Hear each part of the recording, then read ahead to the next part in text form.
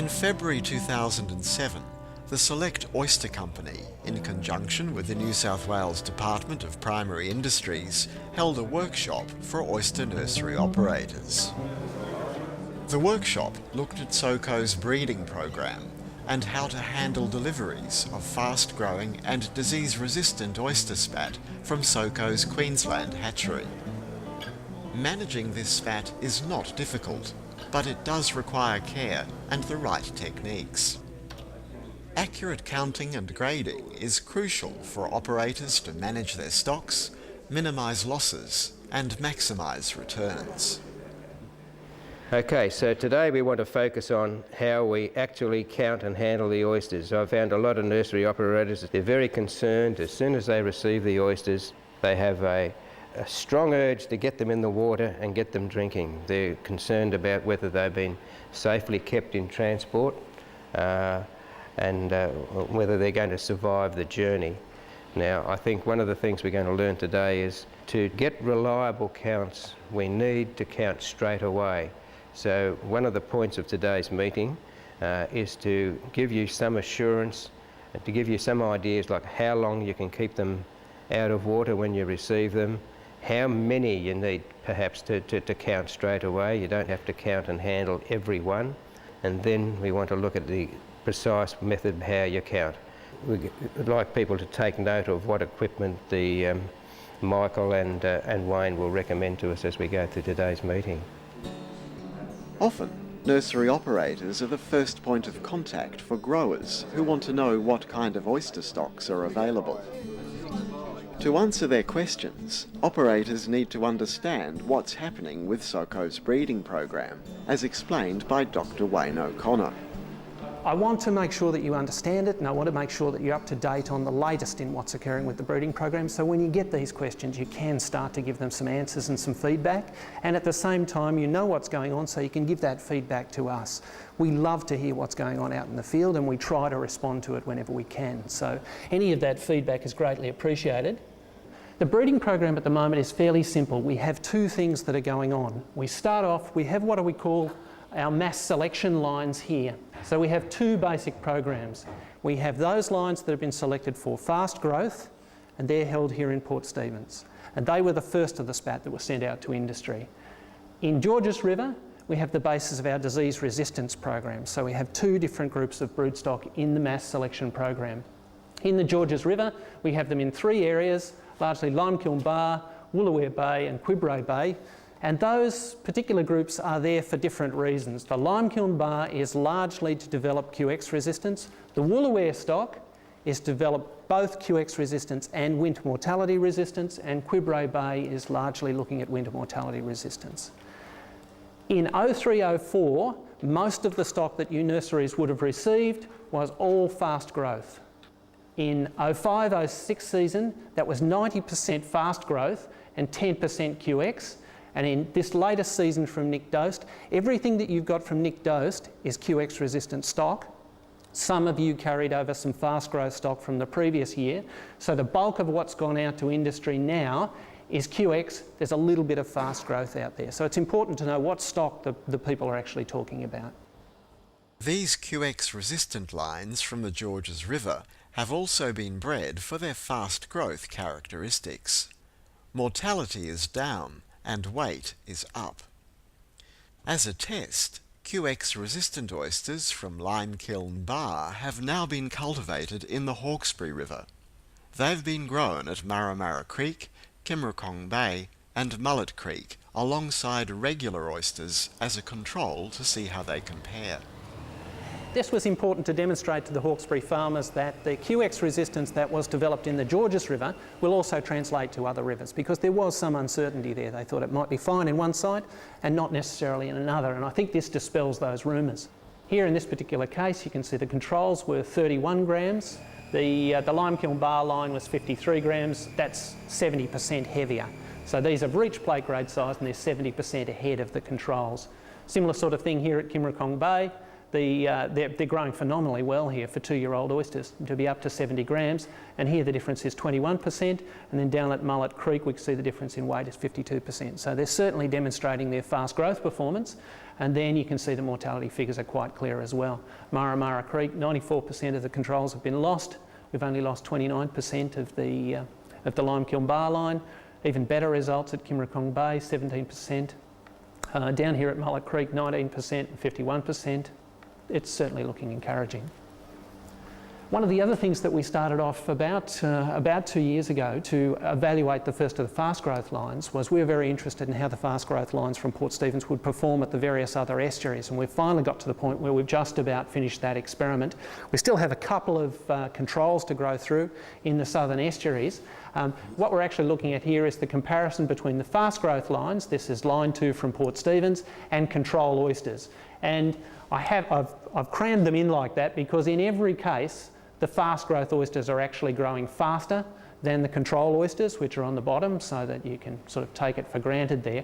I think the takeaway message from this is that the average time for the L2s to reach 50 grams was 29 months in all of those estuaries, and you can see they're spread around the state from Merimbula in the south right up to the Kalang in the north, and we've got various places in between, Camden Haven, Wallace and so on.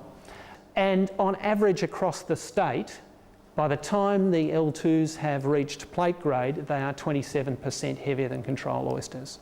And in comparison with the results that John Nell obtained in Port Stephens, that's pretty much what we would expect. I think John's average at that time was about 30% faster. So pretty much what's happening is the fast growth oysters are performing in other estuaries on average just as we would expect based on what we've seen in Port Stephens. So that's an encouraging result. It takes a little bit of getting used to these fast growth lines, so that we're really happy that we've got this 27% difference across the state, because most of the growers think they could do it better next time around and that difference would actually be greater. The current status of the breeding lines, at the moment we have the 6th generation of the fast growth lines. They were bred in 2006 in Port Stephens, and we have the 5th generation of the disease resistant lines that are being held at those sites that I mentioned earlier, Quiberon Bay, Woolooware and Limekiln Bar. One of the things that you need to understand about these is that although we have the 6th generation of the fast growth lines at the moment, industry does not have them as yet. There's a little bit, it gets awkward when we're talking about which line is which, and I know this gets confused a lot in industry, and I know we get reports about 6th generation, 5th generation and so on. We need to be careful about what it is, and we probably need to get some sort of recording mechanism that's available to the nursery so they know exactly what stock it is they have. The naming of these generations follows special rules. To explain, here's a batch of oysters selected from the wild. Let's say they've been picked for showing some natural resistance to QX. We'll call them Generation 0. These are crossbred to produce offspring. Naturally, some will be less resistant to QX than their parents, while others will be more resistant. But on average, we haven't yet made any real improvement to the line, so they and their parents are still regarded as sharing the same overall resistance as Generation 0. The offspring are then exposed to the QX parasite, and the most resistant are selected to become the next batch for breeding. Only these breeding oysters make the grade into Generation 1, because their resistance is a step up from their parents. As before, they're cross-fertilised, and as before, their offspring are still treated as part of the same generation. That's because on average they've got pretty much the same resistance as their first generation parents. It's only after the strongest offspring have been selected that we have the start of Generation 2. This is the process behind the mass selection programs for disease resistance and fast growth. The breeding program is continually evolving, and no one is claiming that it has all the answers yet. Very early on, we were alerted to the fact that some of the fast growth lines were not conditioning at the same rate as some of the controls that we had, or the farmers were saying, look, I can't get them into condition, they're responding differently to normal oysters. So that what we did was we ran a field trial to actually have a look at that. We've got data going back almost 10 years on what happens in Port Stephens. We know that we get the same condition in our fast growth lines as normal oysters in Port Stephens. But we wanted to have a look in other estuaries, and what we did was we simply took plate grade oysters, put them in these various estuaries, and then monitored how their reproductive condition changed. And you can see here, this is from Wodonga Inlet in the south. In this particular instance, this dark line here are the controls. So at Wodonga, at their peak in condition, the two were very, very similar. So we got the same sorts of reproductive condition.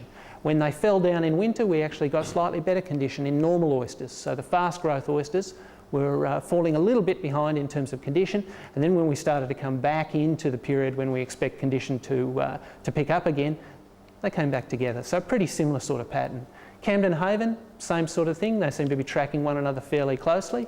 But the interesting one was the Shoalhaven. It was actually John Collison that was one of the first to alert us to the fact that they seem to be a little bit harder to condition. And that's certainly shown out in the data. You can see that they virtually perfectly mirror one another.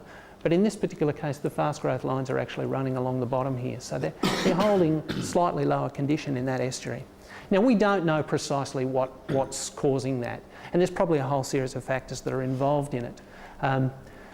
What we really need to do is start to get used to these oysters. We've had 5 generations of working out how to farm normal control oysters, or the standard oysters. We're going to have a look at the sorts of things we need to do to make sure these oysters are in peak condition.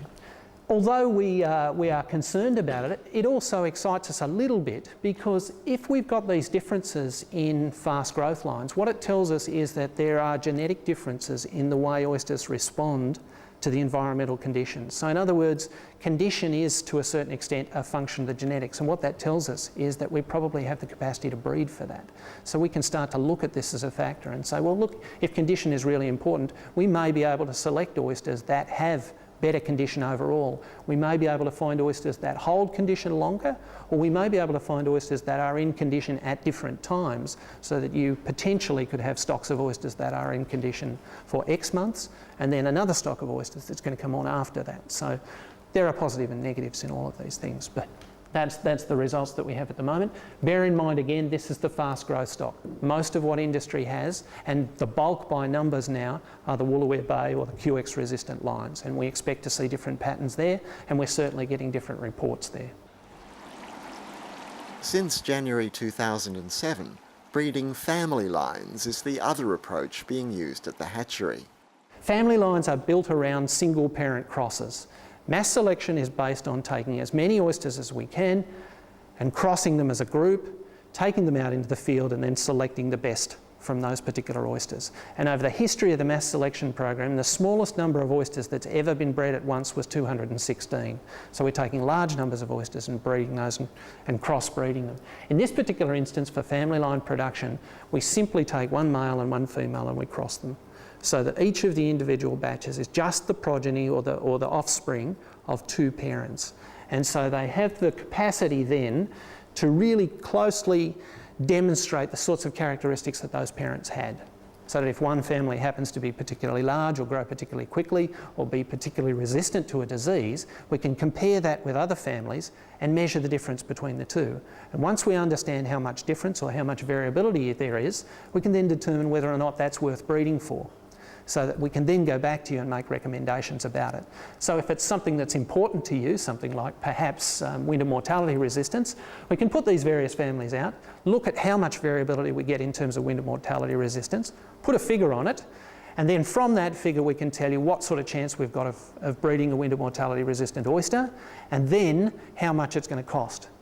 There's no point in charging down some of these lines if it's going to cost you $10 million to develop an oyster that's worth $100,000 a year to the industry. Eventually the industry has to be able to support this program through SOCO, so we need the capacity to start to measure what's going on. As of February 2007, there were 33 separate family lines in development for QX resistance. These have not yet been released to the industry. So that wraps up our summary of the breeding program. Other chapters in this DVD look at what's been happening in the hatchery, checking spat growth, and why counting and grading are so important.